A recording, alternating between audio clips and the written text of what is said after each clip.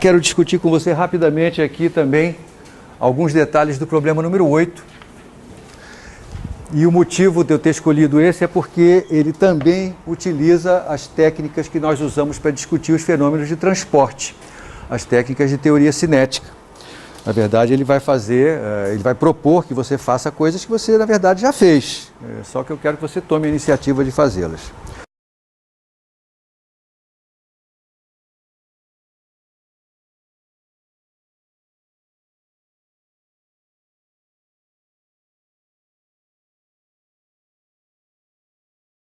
Então eu vou fazer uma leitura rápida aqui.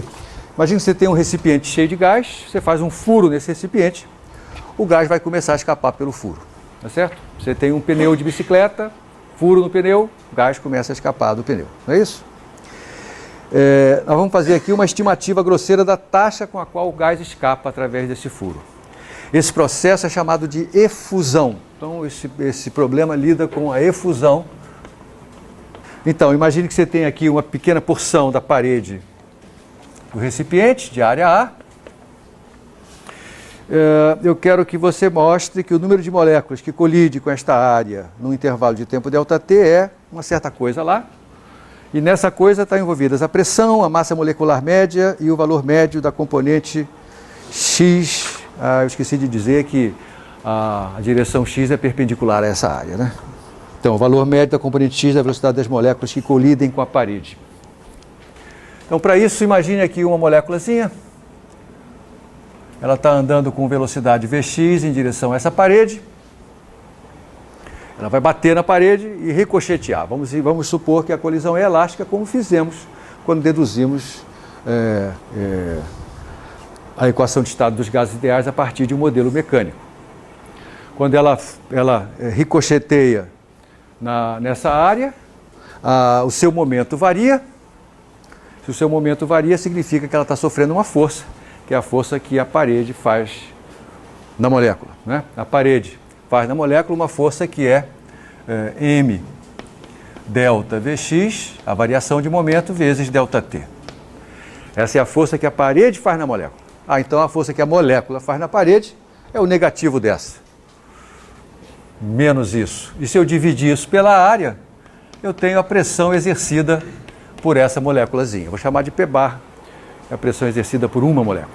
Para obter a pressão total exercida pelas moléculas sobre essa parede, eu tenho que somar sobre todas as moléculas. Então eu vou ter P, que é a soma de P barra para todas as moléculas, vamos aqui desde 1 até N grande é o número de moléculas. Eu vou ter um monte de termos iguais a esses.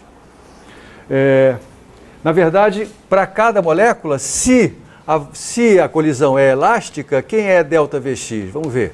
Chame de Vx a velocidade inicial da molécula. Quanto é ΔVx? Menos 2Vx, porque está no sentido negativo dessa orientação que eu escolhi aqui, né? E aí esse menos vai colidir, vai combinar com aquele outro menos para dar um valor positivo. Né? E aqui eu vou ter, portanto, uma coisa assim, uma soma, a massa é a mesma para todo mundo, na área, ΔT, e aqui eu tenho uma soma, tem um fator 2 de Vx, de 1 a N, isso aqui é a média das velocidades. A média das componentes. Eu estou somando as velocidades de cada partícula, né, e dividindo. Se eu dividir por N, eu tenho a média. Claro, tá bom. Então eu multiplico e divido por N. E escrevo, portanto, que essa pressão é 2 vezes M ΔT sobre A vezes N Vx médio. Não, está errado. Obrigado.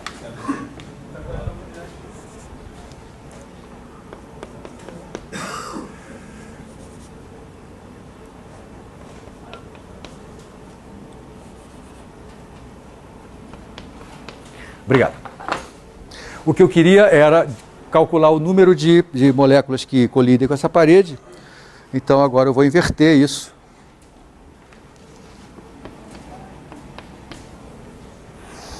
E o resto, isso aqui acho que é o item que pode atrapalhar você no início, se você não está acostumado com esse tipo de raciocínio. eu vou deixar você prosseguir a partir daqui, tá? Agora, a lista que eu vou discutir a seguir, alguns exercícios dela, de novo, no mesmo espírito dessa aqui, é a lista 1 do nosso amigo professor Jürgen. Eu vou começar com o número 1 também, vou só iniciar. E eu vou ler o que está escrito aqui. Um gás sofre um processo quase estático.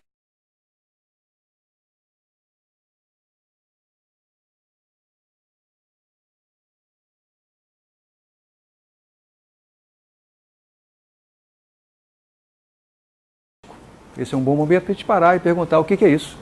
Todos os estados intermediários são de equilíbrio. É um processo no qual todos os estados intermediários são de equilíbrio. E isso envolve o que o Alan disse, não há turbulência, a pressão é a mesma em todos os pontos do recipiente, etc, etc. Tá bom? Esse é um processo quase estático. E, aliás, lembre-se, para eu poder representar um processo termodinâmico sofrido por um fluido num diagrama de Clapeyron, é necessário que o processo seja quase estático. Porque no diagrama de Clapeyron, P contra V, eu preciso conseguir determinar quem é P e quem é V para cada estado intermediário para que o processo esteja representado. E isso é possível se os estados intermediários são todos de equilíbrio. Então aqui está um processo quase estático, que começa a partir de um estado inicial caracterizado por ter pressão P0 e volume V0, e ele se expande até um volume final V1 maior do que V0, já que ele se expandiu. Aí, muito bem, como é que eu descubro quem é a pressão do estado final? Qual foi a hipótese que você formulou na hora que você fez essa resposta? Com gás ideal. Ah, eu não disse que ele era ideal. Sacou? A pergunta era uma armadilha, exatamente para você cair nela. Tá? Ao cair nela, você me ajudou, muito obrigado. Nem todo gás é ideal. Um professor de mecânica estatística, que eu fui consultar antes de dar essa disciplina pela primeira vez, eu fiz algumas perguntas para ele, uma delas assim, cara, qual é o defeito mais comum que você vê no aluno que fez termodinâmica e vai fazer a sua disciplina? Primeira coisa que ele respondeu, os alunos que saem de termodinâmica acham que todo gás é ideal. Então eu estou fazendo questão de que vocês, ao chegarem lá, não repitam o mesmo fracasso. Né? Nem todo gás é ideal. Em que circunstâncias um gás real pode ser tratado como ideal?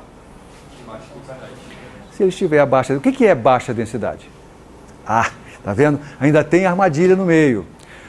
Que é ser baixa densidade, é algo que a gente vai ter que caracterizar melhor. Nós vamos fazer isso também ao longo desse semestre, tá bom? Você pode dizer, a densidade é baixa o suficiente quando na expansão do virial eu posso desprezar, por exemplo, da terceira parcela em diante. Essa é uma maneira quantitativa de caracterizar o que é baixa densidade. Mas o enunciado resolve, em parte, o nosso problema, porque ele diz que, neste processo, a pressão varia com o volume de acordo com a expressão, essa que aqui está. Você consegue enxergar que processo é esse aqui?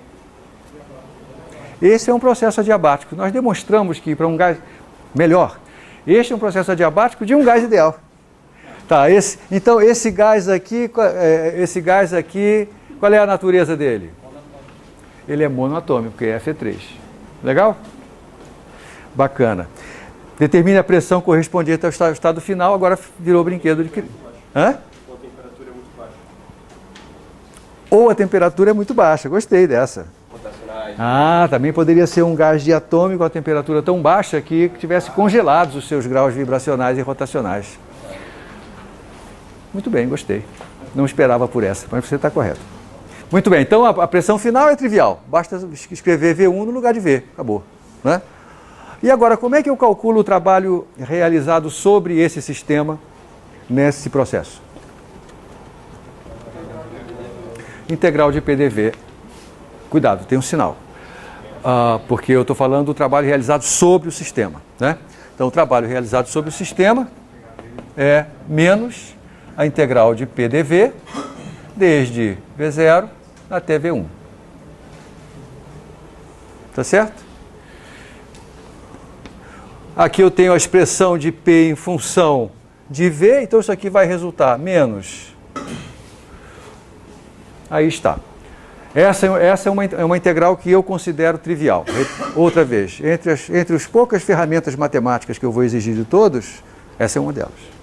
Isso aqui foi o item A, esse aqui é o item B, o item C. Suponha que você tenha calculado esse trabalho aí. Pergunta, qual foi a variação da energia interna desse sistema? Ah, se o processo é adiabático, então primeira lei da termodinâmica, ΔU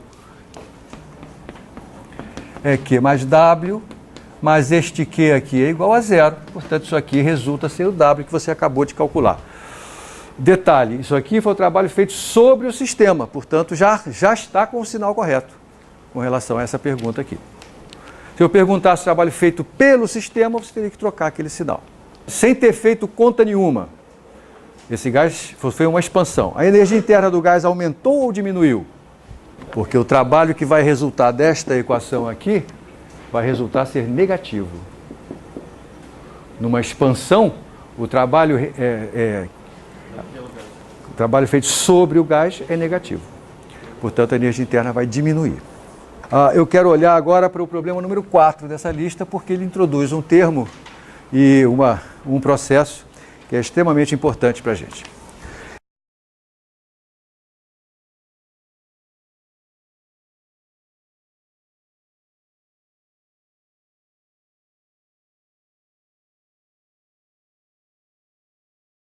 Ele introduz o termo expansão livre. Expansão livre de um gás. Nós vamos voltar a discutir esse processo mais de uma vez. Eu chamo de expansão livre de um gás ao seguinte tipo de processo. Imagine que eu tenho um recipiente dividido em duas partes. Numa das partes você tem gás, na outra você tem vácuo. Ok? Aí você faz um furo nessa parede. Aí esse processo, o processo que vai acontecer depois que eu fizer esse furo, chama-se de expansão livre. O gás se expande, mas ele se expande sem empurrar nada. Essa que é a ideia. Num processo de expansão livre, um gás aumenta o seu volume sem ter que empurrar coisa nenhuma. Tá certo? O importante num processo de expansão livre é que o trabalho realizado sobre o gás e o trabalho realizado pelo gás são nulos. Não há trabalho. Ele não está empurrando nada. Ele está se expandindo contra o vácuo. Então ele não tem que empurrar nada para aumentar de volume. Certo? Isso é bem diferente dele ter aqui um pistão que ele empurra para o lado direito. Aí a expansão não é livre, ele realiza trabalho. Num processo de expansão livre, não há realização de trabalho. Tá bom? Além disso, diz-se nesse texto que essa expansão livre é adiabática. Significa dizer, esse recipiente está isolado termicamente do meio ambiente. Isso aqui é uma garrafa de Dewar, uma garrafa térmica, né? Que impede que haja condução, fluxo de calor, fluxo de energia provocado pela diferença de temperaturas entre o interior e o exterior do sistema. Qual é o trabalho realizado pelo gás no processo? É a primeira pergunta, pois é exatamente o que caracteriza uma expansão livre. Uma expansão livre é um processo no qual não há realização de trabalho sobre o sistema ou pelo sistema. Tá? Isso, na verdade, o item A é simplesmente para caracterizar o que é uma expansão livre.